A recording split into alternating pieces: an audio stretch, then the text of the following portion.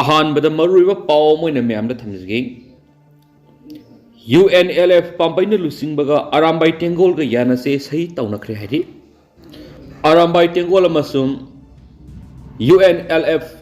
United Nations Liberation Front ki pambeina luchingba apun batholakpa joint statement ama ngasi megi tang ani English ngani ga kun ga mari sagol sinumi thokpa joint statement mayam da pathokjage. Haukiba matam khragi mamangdagi United Nations Liberation Front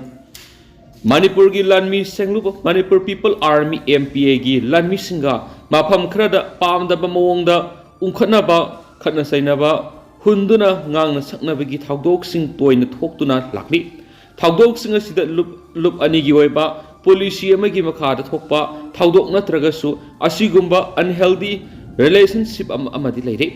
asigumba phiba masi makhatana thoktanaba achetpa mari saganaba ATM sum UNLF na puna phirep tauminare amasum makhatana asigumba thaudok sing thoktanaba field da thabak taubiriba nakalani gi thaumi singnasu hotna biu hain haijari makhatana thaudok tholakpada khudak te hekta wa khainaba lup ani gi oiba working committee ama semdana hotline communication ama suthamle lup anina imalebak Manipur gi territorial integrity da singnarakpa khudingmak thawai pamuba leitana mayoknaba miyam gi punsi amasum lanthung ngak senabagi punna thaudang lominaba haina siyanare lup anina lominariba phireb asida ileisa singnasu sagotpinaba nongluksari saising me ani English singani ga kunga mari Robin Mangang PRO Arambai Tengol JSQ Sararongba Thoksom Media Coordinator DOP UNLF anigi sahi piraduna zone statement si tholakli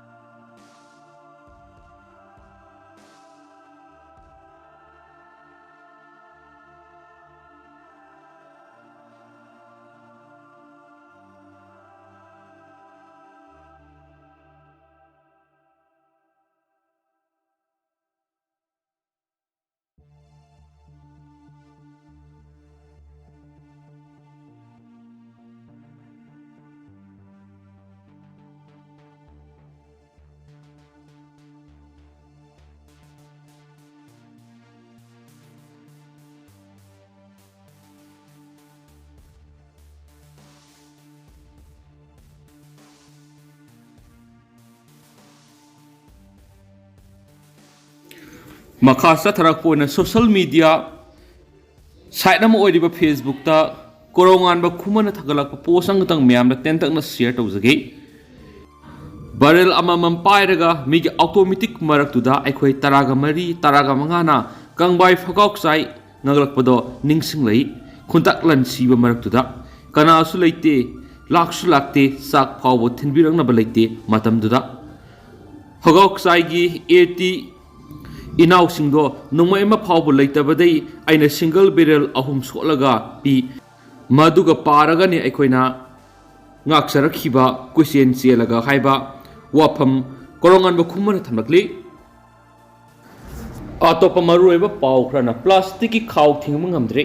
black ta tangna yole pawzel dex tagi Manipur gi pak saw subnagi square kilometer lising kungani thogi sahunga kunga tere khak oirabasu matam amadadi missing yamlamdabara maram oiduna lambi piklabasu pikna sathok sinda problem oiramde nomo gi missing gi sang hengalakpaga loinana English ngani ga taraga mathugi census ki matungina Manipuri apunba mising asi lakh kunga taretka lising maudraga hundoiga sanipanga maudraga taruk yaure. Masigi manungda yellow minataba mising na saruk ohum thokpagi ama oire. Yamlaba miyam asigi manungda ayamana saruk tara thokpagi amakak oiriba tampa asida khunda senduna lairibani. Phamba salaga hippa sali haibagi mawong sa tharakpana ngasidi masa masu yamjaba imung manunggi miyoi sing laifam laitabagi awaba mayoknaba horakli. Impal sarakakta nataba khara haithaba adugi sumathakta district headquarter ni haiba mafam kyadadi yum amaga saijin thengnaduna mayau langpok thorapa matamda tumna sakpagi mawonggi yum khusani asumna yum kungna lerakpaga loidana miyoiba mani hingwana sangma polam sing sizinaraka matamda khondok tham khangdaba amot akai kyana lambi sorokta pumsai sairakli ngalingagi matamdari dukan gi pochai leiba matamda chekhaw haiduna chena saba chikhaw sizinarami adubo hauzik sakhalakli bani haiduna plastic ki khaw ngak sizinarapana amot akai hena ohelangna bagi maram ohali chena saba polam sing oirabadi mai thadokhibasu yai adubo plastic ki khaw si mai thadok matamdusu pak saktabna lami sorok sai duna lai Manipur Sarkar nasu plastic khaw sing yon ma thingli haiduna phagat pa phawba lekhi adubu ngahak ki tawning bagum tawba sarkar roibana thaba amata kuina tawba udhi Imphal municipal area da amot akai hondokpa yaroi haiba khanganduna hondokpa sing police na faduna court phawba puthokuna fine phawba thianki police na ahing nungthil naidana amot pa hondokpa mi sing fanaba sangduna lekhi Bazar manung asida leiriba maru oina karbar tauriba miyoi singna hondokpham leitabadagi mi leitaba maru oina ayuk anganba amadi numidang athengba matamda lambi gi mataida amadi nambul turel da phata haudi sing hondokna bigi hainabi amalairi nambul turel da phata haudi sing langthokpa sina turel gi sing phathandabata natana turel gi khongnung hengat hanabigi maram amasu ehali ngasi mak malem gi kai tharakliba mausa gi phibam asi Kanna bohona bada mipung kudema thaudang laudaba yabagi tangkak amada lakpadagi World Environment Day pangthokuna lakli mausagi phibam phagat hanana bohona bada tangai fadana aikhoi mioi bana sizinariba polam singi manungda sizinabada environment akai bathugaliba singi manungda plastic ki polam asisu amani aikhoina plastic ki polam sing sizinabagi mahuta atopa posa amana mut sinana bohonasi Malem gi sokchilagbi ba mausa gi phibam kan bahai basi ekoi khudima ki thaudang matam sana laho tarakar oi maram aduna mising yam khalakpaga loinana amot akai sing mafam sana hondokna ba amadi plastic ki polam sing yaribi makhai sizinadana ba khona bagi tangai fadaba lai haiba pausel dex dagi akhana ba container moina lakhosara kana manipur top channel gi maike digi myamna thamjari makha satharakon editorial su myamna thamjari pausi esigi ngasigi kunai nupa nupi thongmanana thaudang lominaba darkar oire aikhoina ngasidi angang singbu mai masing tamhanba amasum mi ama oinaba honabiba haibasi mama mapa ahalaman amasum kunai sigi thaudangni makhoibu mi kukhudimakta senabiduna mapung phaba yumborel ama ohengadabani thoidongnasu mama oibisingna masabu mayamdagi khwaidagi hena nusise masa soklurabadi mamana Kai amom gumna song thurai hainari bani mama mapa oibasingna phiji gi lan oiriba masa singbu kupna senaduna ngasigi manipur khunai da matik chaba masa ama oina semnabagi thaudang lawbagi tangai fadaba lairi angang singbu awaba thabak suwan bahaibasi dharma leibak ki aina masum malim gi chana pathapna yade sahi taragani pan sudriba angang sing mabudi marau sing mapung khadribani haiduna makhoina aranba tawruraba phawbada moral kopiribani amadi mikhalda bot pibasu yade amasum sarkar gi thabak changbasu yade angang gi damak tongan ba ngakui senbina ba ain leiri angang bu namduna awaba thabak suwanba apha apuna masum namja nam thekna ba haibasi pap gi thabangni phajana sembiduna masagi mabudi marau sing amasum matik magun mawong sumna puthok sa bangamhalabadi ngasigi angang singasina sakhalaga matik saba tungi yumodel oira kadawri bani aduna mi semba haibisigi ahanba kutha phamdi angang semba oiri bani lamdam sida mahairoi sing amasum nauriba angang singi damakta tawgadaba amasum tawroidaba code of conduct mama mapa oibasingna amasum khunai lawgadaba thawdangsing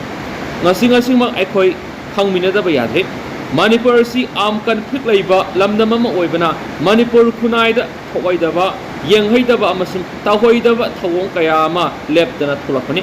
masigi saitheng kaya da mahiroi singda amasum pikliba angang singdasu saipu piri asigumba matam sida mama mapa oidiba aikoina masa singidamak hena sakotpa thawdang lawdaba yadre khunai da thokpa thawdok sing asina maram oiraga